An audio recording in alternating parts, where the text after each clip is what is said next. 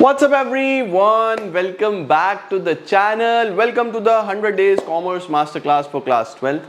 आज हम पढ़ने जा रहे हैं हमारा बिजनेस स्टडीज चैप्टर नंबर 3। दो चैप्टर हम ऑलरेडी कर चुके हैं। Chapter 1 is done, chapter 2 is done. मुझे उम्मीद है आपने प्लेलिस्ट में जाके देखा होगा। नाउ आज हम पढ़ने वाले हैं चैप्टर नंबर 3 जो कि होने वाला है बिजनेस एनवायरनमेंट। इसको भी हम बहुत अच्छे तरीके से बहुत आसानी से कर पाएंगे क्योंकि ये बहुत इंटरेस्टिंग है और आपको मजा आएगा इसको पढ़ने में। तो चलिए जल्दी से शुरू करते हैं और करते हैं बिजनेस एनवायरनमेंट को क्लोज। चलिए जल्दी से लेट्स बिगिन।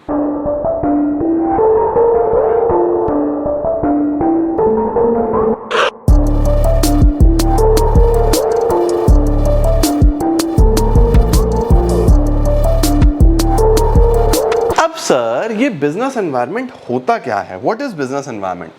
देखो बच्चों, हमारे बिजनेस के आसपास ना बहुत सारी फोर्सेस होते हैं, बहुत सारी फैक्टर्स होते हैं, बहुत सारे इंडिविजुअल्स होते हैं, बहुत सारे इंस्टीट्यूशंस होते हैं जो हमारे बिजनेस को इम्पैक्ट करते हैं, बट वो हमारे हाथ में नहीं है। जैसे हमारा अगर एम्प्लॉई है, अगर वो छोड़ के चला जाए तो हमारा बिजनेस इम्पैक्ट होगा ना यार। मैं अकेला कैसे सारी चीजें देखूंगा? मेरा सप्लायर अगर टाइम पे मुझे रॉ मटेरियल ना दे या सामान ना दे तो मेरे बिजनेस को इम्पैक्ट होगा। गवर्नमेंट अगर कोई पॉलिसी ले आए तो मुझे बहुत इम्पैक्ट होगा। कोई फैशन चेंज हो जाए तो मुझे बहुत इम्पैक्ट होगा। बैंक अगर इंटरेस्ट रेट्स चेंज कर दे लोन के तो मुझे बहुत इम्पैक्ट होगा बिजनेस लोन से रिलेटेड। तो बहुत सारे ऐसे फैक्टर्स हैं, फोर्सेज हैं, इंस्टीट्यूशंस हैं, इंडिविजुअल्स हैं जो मेरे बिजनेस को इम्पैक्ट करते हैं, बट वो मैं कंट्रोल नहीं कर सकता उनको, वो मेरे हाथ में नहीं है। तो इन सभी को अगर जोड़ दें तो हमारे बिजनेस का एनवायरनमेंट बनता है। तो what is business environment? Business environment refers to totality, यानी टोटल होना। किस चीज का टोटल होना? सम होना। किस चीज का? सारी एक्सटर्नल फोर्सेस, सारे फैक्टर्स, सारे इंडिविजुअल्स, इंस्टीट्यूशंस जो कंट्रोल के बाहर है हमारे, लेकिन हमें इंपैक्ट बहुत करते हैं। तो बिजनेस एनवायरनमेंट सिंपली बिजनेस की सराउंडिंग्स, जिसके आसपास बिजनेस चल रहा है, उसी को तो बिजनेस एनवायरनमेंट बोलते हैं, है ना। देखो कुछ फीचर्स होते हैं, इसका स्क्रीनशॉट लो, मैं एक एक करके सारे समझाता हूं आपको। स्क्रीनशॉट ले लो। डन। आओ सर, सबसे पहला है business environment is the sum total of external forces. External का मतलब बाहरी, जो बिजनेस के बाहर है ना, जो बिजनेस के आसपास सारी चीजें हैं उनका सम। अब चाहे वो फैक्टर्स हो, चाहे वो फोर्सेज हो, चाहे वो इंडिविजुअल्स हो, चाहे वो इंस्टीट्यूशंस हो, चाहे मेरा सप्लायर हो, चाहे मेरा कस्टमर हो, चाहे मेरा कॉम्पिटिटर हो, चाहे वो गवर्नमेंट हो, चाहे गवर्नमेंट की कोई पॉलिसी हो, चाहे इसी तरीके से कोई भी फैशन होना, डिमांड सप्लाई में चेंज होना, कुछ भी ऐसी चीज तो बिजनेस के बाहर है, बिजनेस एनवायरनमेंट है ना। क्या बोल रहा है? It includes all the forces, all the institutions, all the factors which are external to business organisations. अब बहुत सारी ऐसी चीजें होंगी बच्चे जो सिर्फ मुझे इंपैक्ट करेंगी, और बहुत सारी ऐसी चीजें होंगी जो सभी को इंपैक्ट करेंगी। फॉर एग्जाम्पल, मेरी लाइट खराब हो गई। अब अगर मेरी लाइट खराब हो गई तो सिर्फ मेरा कस्टमर गया, मेरे कॉम्पिटिटर का नहीं गया। लेकिन अगर पूरे के पूरे शहर के अंदर जो लाइट का कट है वो अनाउंस्ड है कि भैया 12 बजे से लेकर रात को 8 बजे तक लाइट नहीं आनी, अब सबके इन्वर्टर डाउन होंगे तो वो सभी को इंपैक्ट करेगा। तो वो एक जनरल फोर्स है। तो जो सिर्फ मुझे इंपैक्ट करता है वो होता है स्पेसिफिक फोर्स, जो सभी को इंपैक्ट करता है वो होता है जनरल फोर्स। अब सरकार ने जीएसटी लगाया तो सिर्फ मेरे लिए थोड़ी लगाया, सब पे लगाया, तो वो एक जनरल फोर्स है। लेकिन अगर मेरा कस्टमर नाराज हो जाए तो वो सिर्फ मुझे इंपैक्ट करेगा, वो एक स्पेसिफिक फोर्स है। तो बिजनेस एनवायरनमेंट में कुछ फोर्सेस, फैक्टर्स स्पेसिफिक होते हैं, कुछ जनरल होते हैं मेरी जान, ठीक है। तो क्या है इसके अंदर? स्पेसिफिक एंड जनरल दोनों आते हैं। स्पेसिफिक वो हैं जो आपको डायरेक्टली और इमीडिएटली इंपैक्ट करते हैं। जनरल वो हैं जिनका इंपैक्ट ऑल द बिजनेसेस पे होता है, वो सभी को इंपैक्ट करते हैं बच्चों, ठीक है। तो बिजनेस एनवायरनमेंट सबसे पहले सम टोटल है फोर्सेस का, दूसरा वो फोर्सेस में भी स्पेसिफिक, द फोर्सेस में भी जनरल, ठीक है। नंबर 3, ये सारे फैक्टर्स एक दूसरे से रिलेटेड होते हैं, यानी कि ऐसा नहीं है कि कोई भी चीज सिर्फ एक ही बिजनेस को इंपैक्ट करेगी, मल्टीपल बिजनेसेस को इंपैक्ट करेगी। जैसे यहां पे एग्जांपल लिखा हुआ है मैंने, with the inclination of youth towards western culture. अब अगर हम वेस्टर्न कल्चर की तरफ जा रहे हैं तो western food, western clothes, western education, western communication, western personalities, western habits, कितनी सारी चीजों पे इंपैक्ट आ रहा है। कपड़े वालों पे इंपैक्ट आ रहा है, जूते वालों पे इंपैक्ट आ रहा है, फूड चेन्स पे इंपैक्ट आ रहा है, एंटरटेनमेंट इंडस्ट्री पे इंपैक्ट आ रहा है, टूरिज्म इंडस्ट्री पे इंपैक्ट आ रहा है। तो कितनी सारी चीजों पे इंपैक्ट आ रहा है, तो एक से दूसरा कनेक्टेड हुआ ना बेटा, वही बोल रहा है। क्या बोल रहा है? All the forces and factors of the business environment are interrelated to each other, एक से दूसरा जुड़ा हुआ है। चौथा बोल रहा है कि दिस इज अनसर्टेन। अनसर्टेन का मतलब कल किसी को नहीं पता कि क्या चेंज हो जाएगा। It is very very very very very difficult to predict. कल क्या होने वाला है ये कोई नहीं जानता। It is very difficult to predict. देखो बोल रहा है it is very difficult to predict changes of business environment as environment is changing very fast. अब एआई आ रहा है, आईटी में चेंज हो रहा है, फैशन में चेंज हो रहा है, कितना कुछ बदल रहा है। तो हु नोज कि कल क्या होने वाला है ना? तो ध्यान रखना है कि बहुत ही इंटररिलेटेड और बहुत ही अनसर्टेन है। उसके बाद डायनामिक। डायनामिक का क्या मतलब होता है? डायनामिक का मतलब होता है इट कीप्स ऑन चेंजिंग। अब देखो अनसर्टेन में क्या था कि आप प्रिडिक्ट नहीं कर सकते। डायनामिक बोल रहा है प्रिडिक्ट करो या ना करो, बदलेगा तो है। बिजनेस एनवायरनमेंट चेंज होगा। आज से 10 साल पहले जो मूवीज चलती थी आज किसी और तरीके की मूवीज चलती हैं। 10 साल बाद किसी और तरीके की मूवीज चल रही होंगी। आज से 10 साल पहले ओटीटी प्लेटफॉर्म्स का नाम नहीं था। आज दुनिया भर के लोग ओटीटी पे ज्यादा प्रेफर करते हैं rather than going to cinemas. हो सकता है 10 साल बाद कुछ और हो। तो this environment keeps on changing, ये बदलता रहता है, इसको बोलते हैं dynamic. It keeps on changing. आपका बिजनेस एनवायरनमेंट चेंज होता रहेगा बेटा। आज से 10 साल पहले मैं आपको बताता हूं 2017 में बच्चों मैंने अपना यूट्यूब चैनल शुरू किया था। मेरा सबसे पहला वीडियो अगर आप जाके देखोगे तो मई 2017 का है, राइट। भाई साहब डर डर के खोलते थे लोग यूट्यूब वीडियोस, पढ़ने के लिए तो कोई खोलता ही नहीं था। मतलब कि आज YouTube is so common, there are thousands lakhs of teachers teaching on YouTube.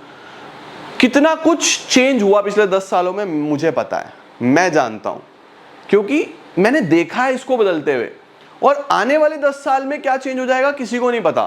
तो वो किसकी बात कर रहा था? वो बात कर रहे हैं हम डायनामिक की, कि बहुत तेजी से बदल रहा है, राइट। अब इसको समझना अपने आप में एक चैलेंज है, इसको अंडरस्टैंड करना अपने आप में एक चैलेंज है, ये एक मुश्किल काम है। तो अगला पॉइंट ये बोलता है इट इज कॉम्प्लेक्स, यानी डिफिकल्ट टू अंडरस्टैंड। तो 3 चीजें हुई देखो। सबसे पहले अनसर्टेन, डिफिकल्ट टू प्रिडिक्ट, मैं प्रिडिक्शन नहीं कर सकता, भविष्यवाणी नहीं कर सकता कल क्या होने वाला है।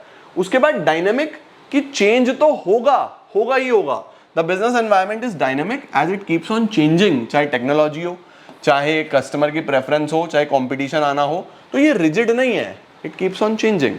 वहीं पे इसको समझना बहुत मुश्किल, very complex. It is very difficult to understand. ये है डिफिकल्ट टू अंडरस्टैंड। बच्चों प्रिडिक्शन करना और समझना दो अलग बातें हैं, है ना भाई। एक तो मैं बोल रहा हूं कि कल बारिश शायद हो जाए, प्रिडिक्शन है ये। अब उसको स्टडी करना, उसको समझना, वो कॉम्प्लेक्स होने वाली बात है, राइट। तो बिजनेस एनवायरनमेंट बहुत डिफिकल्ट टू अंडरस्टैंड है, बहुत डिफिकल्ट है, इसीलिए इसको कॉम्प्लेक्स बोला जाता है, क्योंकि इसका इंपैक्ट अलग अलग जगह अलग अलग तरीके से हो सकता है ना। देखो बोल रहा है कि अगर पर्टिकुलरली किसी चीज की सेल बढ़ रही है तो वो क्यों बढ़ी है उसको स्टडी करना थोड़ा सा डिफिकल्ट है। उसके मल्टीपल फैक्टर्स हो सकते हैं, तो मेन कॉज क्या है उसको स्टडी करना थोड़ा सा डिफिकल्ट है, इसीलिए उसको हम कॉम्प्लेक्स बोलते हैं, ठीक है। उसके बाद आता है रिलेटिव।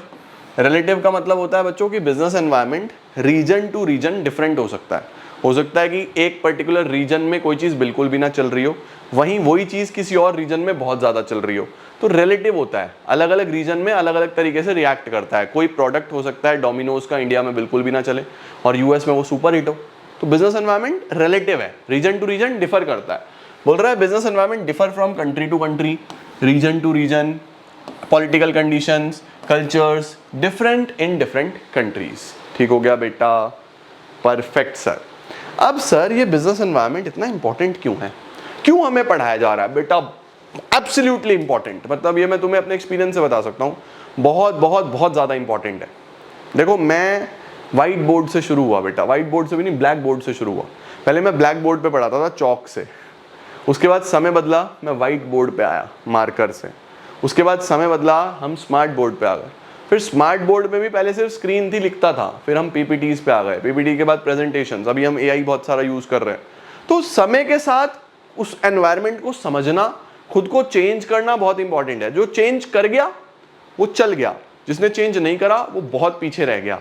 इसीलिए एनवायरनमेंट की studies absolutely important, very very very very very important, right. तो देखो जरा इसका स्क्रीनशॉट लो पहले तो आप, ये हेडिंग्स हैं, फिर मैं आपको पढ़ाता हूं ये सारी। सबसे पहला अगर आप बिजनेस एनवायरनमेंट की स्टडी करते हो, सवाल यही है कि why it is important, the importance of business environment. तो अगर आप बिजनेस एनवायरनमेंट की स्टडी करते हो तो आप अपने आसपास हर चीज पढ़ पाओगे, तो आपको सबसे पहले अपॉर्चुनिटी दिखाई दे जाएगी कि क्या अपॉर्चुनिटी है, मैं क्या बना सकता हूं, क्या मार्केट में नहीं बन रहा, what is the opportunity. Opportunity दिखेगी, उसके साथ साथ आप वो चीज सबसे पहले बना लोगे, और जो सबसे पहले बनाता है ना वो हमेशा आगे रहता है। चाहे हम व्हाट्सएप की बात करें, भाई मैं ये एग्जाम्पल हर बार देता हूँ, मुझे बहुत बढ़िया लगता है। भाई दुनिया भर के चैटिंग ऐप्स आ गए, but WhatsApp is WhatsApp. Her app पे चैट कर सकते हो आप, बट लोग व्हाट्सएप के दीवाने हैं। कारण क्या है, सबसे पुराना है, सबसे पहले आया था, फर्स्ट मूवर एडवांटेज। तो आप जब भी बिजनेस एनवायरनमेंट को स्कैन करोगे तो आप सबसे पहले अपॉर्चुनिटी ढूंढ सकते हो, और जैसे ही आपको अपॉर्चुनिटी मिले आप उसको ग्रैब कर सकते हो, आप उस पर सबसे पहले एक्ट कर सकते हो। तो सबसे ज्यादा फायदा क्या है एनवायरनमेंट को पढ़ने का, कि आपको अपॉर्चुनिटी दिखेगी and you can get the first mover advantage. Businessman who can understand and scan the opportunities at an early stage get maximum benefit, और वो बहुत बड़ा मार्केट शेयर कैप्चर कर सकते हैं। एग्जाम्पल व्हाट्सएप, ठीक है। नंबर 2, अगर आप बिजनेस एनवायरनमेंट को स्कैन कर रहे हो, उसकी स्टडी कर रहे हो, तो आपको यह पता होगा कि आपके लिए क्या थ्रेट है, आपको कौन नुकसान पहुंचा सकता है ना। जैसे मैं हमेशा बोलता हूं कि यहाँ पे देखो हमने एग्जाम्पल लिखा हुआ है कि मारुति उद्योग को एक जानकारी मिली कि एक फॉरेन कंपनी इंडिया में आने वाली है ना। अब देखो, मारुति अगर बिजनेस एनवायरनमेंट स्कैन ना कर रहा होता तो उसको पता भी ना चलता, अगर उसको पता भी ना चलता तो वो उसके एक्ट ना कर पाता। तो मारुति उद्योग ने एक पूरी टीम बनाई हुई थी जिसका काम ही था बिजनेस एनवायरनमेंट को स्टडी करना। तो उसने बहुत अच्छे से स्टडी करा, और स्टडी करके उसने ये बताया अपने कंपनी वालों को कि भैया एक नया ब्रांड है जो इंडिया में आ रहा है। तो मारुति ने खुद को उस हिसाब से चेंज कर दिया, मारुति वही फीचर्स ले आया, वही नई नई चीज़ें लेके आ गया, तो उनको इतना नुकसान नहीं हुआ। बट अगर वो नहीं करते तो वो फॉरेन कंपनी पूरा मार्केट शेयर कैप्चर कर लेती।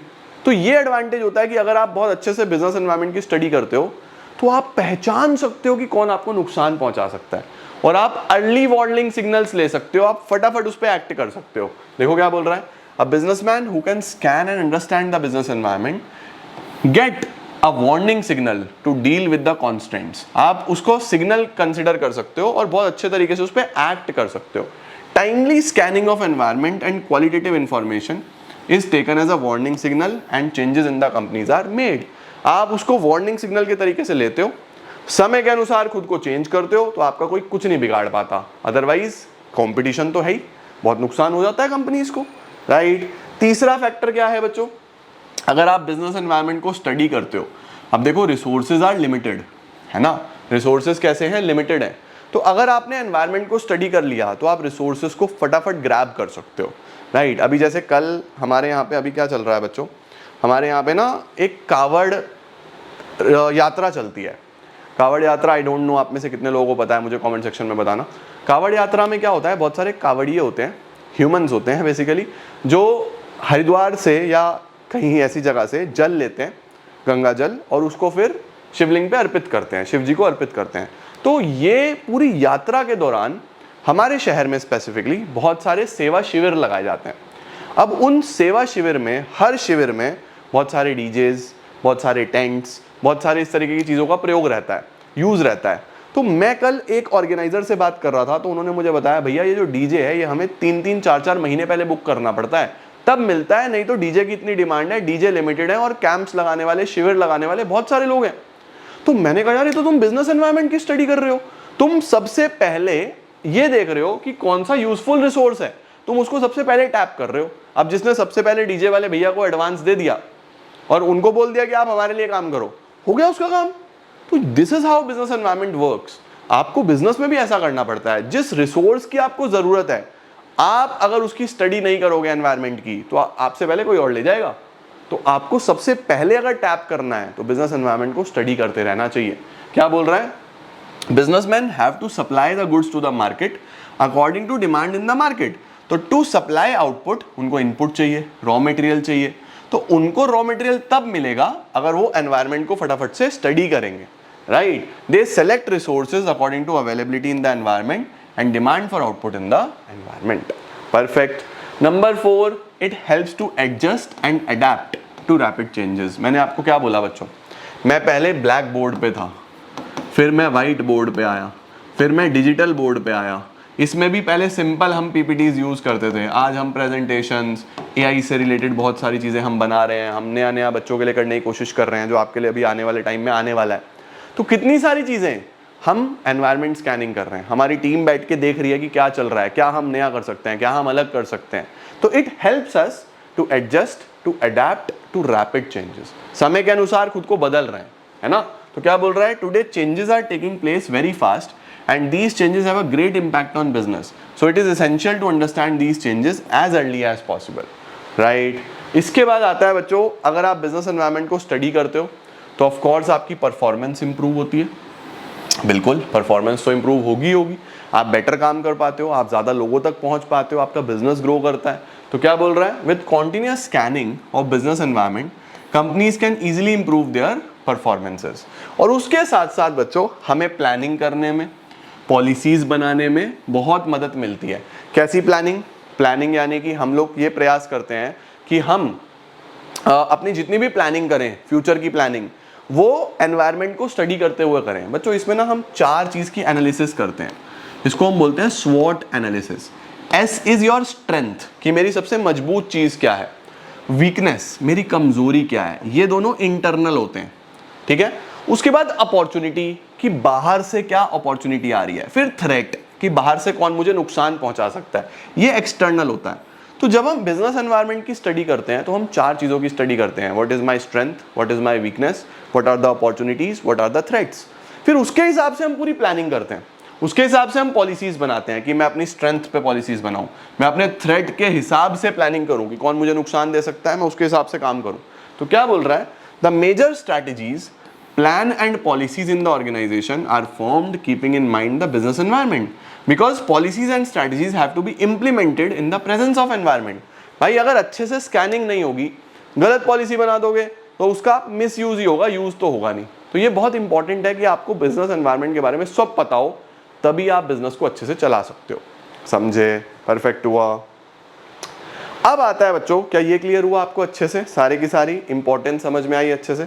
मैंने बहुत बढ़िया एग्जांपल्स के साथ समझाया है, मुझे उम्मीद है तुम्हें मस्त समझ में आया होगा। अब आता है बच्चों dimensions of business environment. Dimensions का मतलब बिजनेस एनवायरनमेंट के अंदर कौन कौन से फैक्टर्स हैं जो हमारे बिजनेस को इंपैक्ट करते हैं। तो देखो क्या बोल रहा है, डायमेंशंस और factors constituting the business environment include economic, social, technological, political and legal conditions. बेटा 5 चीजें हैं, बहुत आसान, SLEPT, स्लेप्ट, इनको पढ़ो और मस्त सो जाओ, आज का काम खत्म हो जाएगा। 5 चीजें हैं, सोशल सामाजिक, लीगल लॉ से रिलेटेड, इकोनॉमिक डिमांड सप्लाई कैसे चेंज हो रही है उसकी बात करेंगे, पॉलिटिकल पॉलिटिक्स से रिलेटेड, टेक्निकल टेक्नोलॉजी से रिलेटेड। ये मैं सारे तुम्हें मस्त समझाता हूँ और ये पक्का पेपर में आएंगे, सावधान इंडिया सवाल, मतलब पक्का पेपर में आने ही है, 100% तुम्हारे एग्जाम में आएंगे, इनको बहुत अच्छे से आपको समझना है, ठीक है। तो हमारा बिजनेस एनवायरनमेंट बेसिकली 5 चीज़ों में डिवाइडेड है। अब ये 5 चीज़ों में सबसे पहले क्या आता है, सबसे पहले आता है इकोनॉमिक एनवायरनमेंट। बच्चों इकोनॉमिक एनवायरनमेंट का मतलब कि मेरे प्रोडक्ट से रिलेटेड उसकी डिमांड में जो चेंजेस आ रहे हैं, अब वो चेंजेस ड्यू टू फैशन हो सकते हैं, वो चेंजेस महंगाई हो सकती है कि इन्फ्लेशन तो नहीं हो रहा, वो चेंजेस बाजार में होने वाले इंटरेस्ट रेट्स हो सकते हैं कि बैंक क्या इंटरेस्ट रेट्स दे रहा है, वो हो सकता है कि जो मेरा डिमांड में चेंजेस हो, मेरा डिमांड कम ज़्यादा हो रहा है, वो हो सकता है सप्लाई कम ज़्यादा हो रहा है, वो हो सकता है प्रोडक्शन में कुछ चेंजेस आ रहे हो। तो बेसिकली जब भी पैसे से रिलेटेड कोई भी फैक्टर है, अब देखो सब में पैसा इन्वॉल्व है, जब भी पैसे से रिलेटेड कोई फैक्टर है वो सारे के सारे इकोनॉमिक एनवायरनमेंट का पार्ट बनते हैं। देखो बोल रहा है इकोनॉमिक एनवायरनमेंट रेफर्स टू वो सारे फोर्सेस, वो सारे फैक्टर्स जिनका इंपैक्ट आएगा मेरे बिजनेस एनवायरनमेंट के ऊपर। अब उनका इमीडिएट और डायरेक्ट इंपैक्ट आता है, जैसे रेट ऑफ इंटरेस्ट। भाई बैंक अगर लोन सस्ता देता है तो ज़्यादा लोगों के पास पैसा आता है, ज़्यादा लोग सामान खरीदना चाहते हैं, बिजनेस बढ़ता है। महंगा देता है तो बिजनेस कम होता है। इसी तरीके से महंगाई अगर ज़्यादा हो जाए, लोगों की इनकम कम ज़्यादा हो जाए, मॉनिटरी पॉलिसी क्या है, आरबीआई क्या आसानी से पैसा जो मनी है वो आसानी से इकोनॉमी में डाल रहा है या नहीं डाल रहा है ना, मॉनिटरी पॉलिसी क्या चल रही है, स्टॉक मार्केट कैसा चल रहा है, ये सारे बच्चों बिजनेस को इम्पैक्ट करते हैं। इनमें से कुछ भी बदलेगा तो मेरे बिजनेस पे इम्पैक्ट आएगा। तो ये सारी चीजें जितनी भी तुम इको में पढ़ते हो ना, जितनी भी तुम इको में पढ़ोगे, चाहे वो नेशनल इनकम हो, चाहे वो एग्रीगेट डिमांड एग्रीगेट सप्लाई हो, चाहे वो मनी एंड बैंकिंग हो, चाहे वो हम लोग पढ़ते हैं कि क्या एक्सपोर्ट इंपोर्ट हो रहा है ना। देखो कितनी सारी चीजें हैं, कितनी सारी चीजें हैं, सब इकोनॉमिक एनवायरनमेंट का पार्ट, राइट। देखो हाई इन्फ्लेशन अगर होगा तो दिक्कत आएगी, कॉस्ट ऑफ प्रोडक्शन बढ़ेगा, महंगाई होगी, है ना। जीएसटी बिल जब आया तो जीएसटी बिल का बहुत इंपैक्ट आया, राइट। पार्लियामेंट में जब जीएसटी बिल डिस्कस हो रहा था, अब डीमोनेटाइजेशन होगा, 500,000 के नोट होगा, तो उससे बहुत इंपैक्ट आया बिजनेस पे, है ना। तो सारी की सारी चीजें इकोनॉमिक एनवायरनमेंट का पार्ट बच्चों बन जाती हैं। इसके बाद आता है सोशल एनवायरनमेंट। सोशल में मैं बोलता हूं सोसाइटी से रिलेटेड फैक्टर्स। क्या सोसाइटी से रिलेटेड फैक्टर्स से भी बिजनेस इंपैक्ट होता है? भाई सर सोसाइटी से मतलब, बेटा सोसाइटी से मतलब कि एक समाज के कस्टम्स। भाई अगर कोई फेस्टिवल आएगा, दिवाली आएगा, ईद आएगा, होली आएगा, न्यू ईयर आएगा, क्रिसमस आएगा, कोई भी फेस्टिवल आएगा, मार्केट में उछाल आता है, मार्केट में बिजनेस बढ़ता है, मार्केट में लोग डिमांड करते हैं ज़्यादा, बिजनेस अच्छा ग्रो करता है या नहीं करता है जब भी कोई फेस्टिवल आता है। इसी तरीके से हम लोग देखते हैं कि अगर कुछ ऐसा है जहाँ पे लोग अच्छा नहीं मानते सामान खरीदना, तो बाजार डाउन भी जाता है। तो ये सोशल फैक्टर है, समाज से रिलेटेड है, लोग सोसाइटी से रिलेटेड है। तो सोसाइटी का कस्टम, सोसाइटी की बिलीफ, मान्यताएं, लिटरेसी रेट, कितना पढ़ा लिखा समाज है, उससे बहुत इंपैक्ट आएगा। भाई पढ़े लिखे लोग अलग तरीके के प्रोडक्ट्स डिमांड करेंगे, जो कम पढ़े लिखे हैं उनके डिमांड्स अलग तरीके के होंगे, राइट। एजुकेशनल लेवल क्या है, लाइफस्टाइल क्या है मेरे समाज का, मेरे समाज की वैल्यूज क्या है, तो ये सब बच्चों इंपैक्ट करता है हमारे बिजनेस को। अब ये है रिलेटिंग टू सोसाइटी, तो फिर ये सोशल एनवायरनमेंट का पार्ट बनता है। अब इसमें क्या क्या आता है, जैसे change in quality of life, right, place of women. अब बहुत सारे लोग ऐसे हैं जो एक वर्कफोर्स में विमेन की बहुत इंपॉर्टेंस मानते हैं, तो उसको हम एक इक्वल या इक्विटी वाला बिजनेस मानते हैं कि बहुत सारी कंपनीज ऐसी हैं जो बोलती हैं 50% वर्कफोर्स विमेन होगा, 50% वर्कफोर्स मेन होगा, तो दोनों को इक्वल स्टेटस पे रख रहे हैं। तो ये एक समाज की इक्वालिटी दर्शाता है, तो ये एक सोशल फैक्टर है, सोशल एनवायरनमेंट का पार्ट है ना। इसी तरीके से बर्थ रेट, डेथ रेट कैसा है पॉपुलेशन में, कस्टमर का क्या एटीट्यूड है, राइट, ट्रेडिशन क्या है, हैबिट्स क्या है, ये सब बच्चों देखो दिवाली, ईद, क्रिसमस जब ये सेलिब्रेट होगा तो समाज से रिलेटेड चीजें हैं, बिजनेस को इंपैक्ट करेंगी, है ना। इसी तरीके से बच्चों आता है टेक्नोलॉजिकल। क्या अगर टेक्नोलॉजी बदलती है तब भी बिजनेस में इंपैक्ट आता है? हम एआई देख रहे हैं, एआई सबसे बड़ा एग्जाम्पल है इसका। इससे पहले इंटरनेट था, इंटरनेट से भी तेज, इंटरनेट से भी बड़ा एग्जाम्पल एआई है। कितना कुछ बदल रहा है, हर रोज बिजनेसेस को इंपैक्ट आ रहा है। कुछ बिजनेस बहुत तेजी से बढ़ रहे हैं, कुछ बिजनेस नीचे की तरफ जा रहे हैं, ओनली बिकॉज ऑफ एआई। बोल रहा है it includes forces relating to scientific improvements and innovations which provide new ways of producing goods and services. ठीक है, जैसे ऑनलाइन सेल आया, ऑनलाइन सेल से कई बिजनेसेस को इंपैक्ट हुआ। इसी तरीके से नए नए तरीके एडवर्टीजमेंट के, राइट। इसी तरीके से हम लोग क्या बोल देते हैं कि demand for LED, smart HD TVs, पहले एलसीडी चलते थे। कितना कुछ बदल रहा है, ऑनलाइन बुकिंग्स हो रही हैं टिकट्स की, मूवीज आप ऑनलाइन देख सकते हो ओटीटी प्लेटफॉर्म्स पे, थिएटर्स को बहुत इंपैक्ट आया है। तो जहां भी टेक्नोलॉजी बदलती है, ऑनलाइन क्लासेस आप ऑनलाइन पढ़ पा रहे हो, जहां भी टेक्नोलॉजी बदल रही है वहां पे सब टेक्नोलॉजिकल एनवायरनमेंट का पार्ट बन जाते हैं। इसके बाद भी है पॉलिटिकल।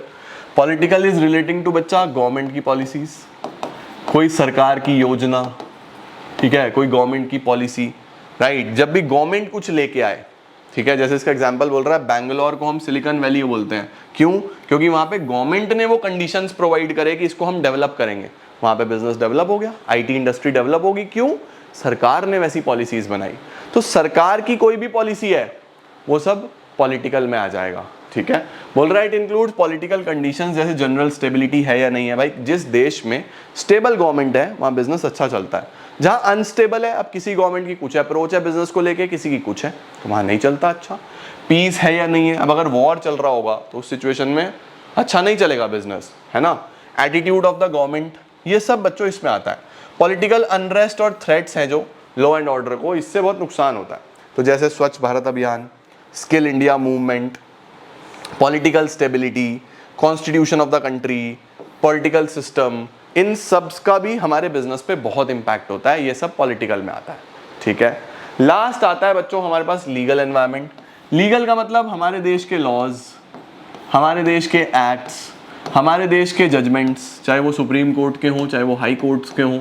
तो कोर्ट जजमेंट्स हो गए, एक्ट्स हो गए, लॉज हो गए, कानून हो गए, इसका भी बिजनेस पे बहुत इंपैक्ट होता है। तो चाहे लॉज एंड एक्ट्स हैं, चाहे एडमिनिस्ट्रेटिव ऑर्डर्स हैं, चाहे कोर्ट जजमेंट्स हैं, ये सब बच्चों बहुत इंपैक्ट करती हैं। जैसे हमारी सरकार के क्या नियम है इंपोर्ट एक्सपोर्ट को लेके, बिजनेस पे इंपैक्ट होता है कि कितना इंपोर्ट करना है, क्या इंपोर्ट करना है, क्या कर सकते हैं, क्या नहीं कर सकते हैं, वो सब। तो लीगल पॉलिसीज जैसे लाइसेंसिंग, लाइसेंस लेना पड़ेगा इंपोर्ट एक्सपोर्ट के लिए, मिल रहा है या नहीं मिल रहा है ना। इसी तरीके से हर तरीके से स्टैट्यूटरी वार्निंग, हर प्रोडक्ट पे अगर वो डेंजरस है, अगर सिगरेट बिक रही है तो उस पर लिखा होता है कि स्मोकिंग इज डेंजरस, राइट। अगर मूवी में भी कहीं दिखाया होता है तो वहां पे भी लिखा होता है कि स्मोकिंग इज डेंजरस या इंजरस, जो भी लिखा होता है।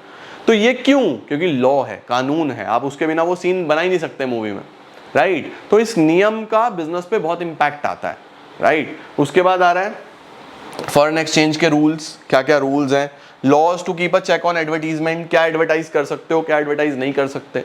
तो 5 फैक्टर हैं बच्चों, सोशल जो सोसाइटी से रिलेटेड, लीगल जो लॉज हैं, इकोनॉमिक जो मैंने आपको बताया पैसे से related, demand supply fashion, right, political जो हमारी सरकार है, और टेक्नोलॉजिकल जो टेक्नोलॉजी चेंज हो रही है। ये सारे बच्चों जनरल एनवायरनमेंट का पार्ट होते हैं। ये स्पेसिफिक नहीं है कि किसी एक चीज को इंपैक्ट करेंगे, सभी को इंपैक्ट करेंगे। भाई सरकार कोई पॉलिसी लाया सबको इंपैक्ट करेगा, कोई नया नियम आया, लॉ आया, सबको इंपैक्ट करेगा। तो ये सब जनरल एनवायरनमेंट का पार्ट होता है। आपको केस स्टडी आएगा और केस स्टडी में आपको पहचानना होगा कि ये कौन से एनवायरनमेंट का पार्ट है। मैंने सब में आपको 5-5, 6-6 मार्क करके दिए, आप मस्त इनको पढ़ो और आपके सारे के सारे तैयार हो जाएंगे। Done, perfect. इसके बाद हमारे पास कुछ छोटे छोटे रीड ओनली टॉपिक हैं, जैसे डीमोनेटाइजेशन। डीमोनेटाइजेशन का मतलब होता है बच्चों नोटबंदी। हमारे देश में भी गवर्नमेंट ऑफ इंडिया ने 2016 में 2016 में उस टाइम के सबसे बड़े डिनोमिनेशन के 500 और 1000 के नोट्स को बंद कर दिया था। कारण क्या था कि ब्लैक मनी को ख़त्म कर सकें। वो नोट कहीं ना कहीं टेररिज्म को फंड करने के लिए यूज़ हो रहे थे, तो वो ना हो पाए, टैक्स की चोरी ना हो पाए, एक अच्छा बैंकिंग सिस्टम बन पाए, लोग अपने घर में जो पैसा रखा हुआ है उसको बैंक में जमा कर पाएँ। तो ये सारे रीजंस के बेस पे नोट, पुराने नोट बंद कर दिए गए और नए नोट लाए गए। इस पॉलिसी को बोलते हैं डीमोनेटाइजेशन। ठीक है, स्क्रीनशॉट लो पहले, फिर पढ़ाता हूं। तो क्या लिखा हुआ है बच्चों? Demonetisation is an act of cancelling the legal tender status of a currency unit in circulation. Government of India ने नवंबर 8, 2016 में उस टाइम के सबसे बड़े 500 और 1000 के जो नोट थे वो डीमोनेटाइज कर दिए थे। यानी कि आपके पास अगर 500, 1000 के नोट हैं, आप अपना बैंक में जमा करो उनको और फिर नए नोट ले लो। तो ये डीमोनेटाइजेशन उस टाइम पे हुआ था। ठीक है, this led to 86% of the money in circulation being invalid. 86% पैसा इनवैलिड हो गया था, 500, 1000 के नोट बंद हो गए थे और नए नोट सरकार ने इशू कर दिए थे। The people of India had to deposit, लोगों को अपना पैसा बैंक में जमा करना था और वो नोट जमा करने के बाद उनको नए नोट बैंक से ले लेने थे। ठीक है, the main M was corruption खत्म हो सके, काला धन, ब्लैक मनी खत्म हो सके, इलीगल एक्टिविटीज के लिए जो एडवांस में पैसा दिया गया था वो सब खत्म माना जा सके। ठीक है बेटा, इसके बाद डीमोनेटाइजेशन को हम कैसे देखते हैं? As a tax administration measure. Tax administration का मतलब कि लोग जब अपना पैसा बैंक में जमा करेंगे, ट्रांसपेरेंसी आएगी उस पर, फिर वो टैक्स भी भरेंगे, सरकार का रेवेन्यू भी बढ़ेगा, लोगों का सोशल वेलफेयर भी सरकार उस पैसे से कर पाएगी, तो टैक्स बेटर होगा। उसके साथ साथ लोगों की सेविंग फॉर्मल सिस्टम में आएगी, लोग जब जमा करेंगे तो उनको इंटरेस्ट भी मिलेगा, एक फॉर्मल सिस्टम का पार्ट बनेगा। घर में तो उतना ही रहेगा पैसा, बल्कि कम हो जाएगी उसकी वैल्यू, बट जब आप बैंक में जमा करते हो तो आपको इंटरेस्ट मिलता है, फॉर्मल सिस्टम का पार्ट बनता है आपका पैसा।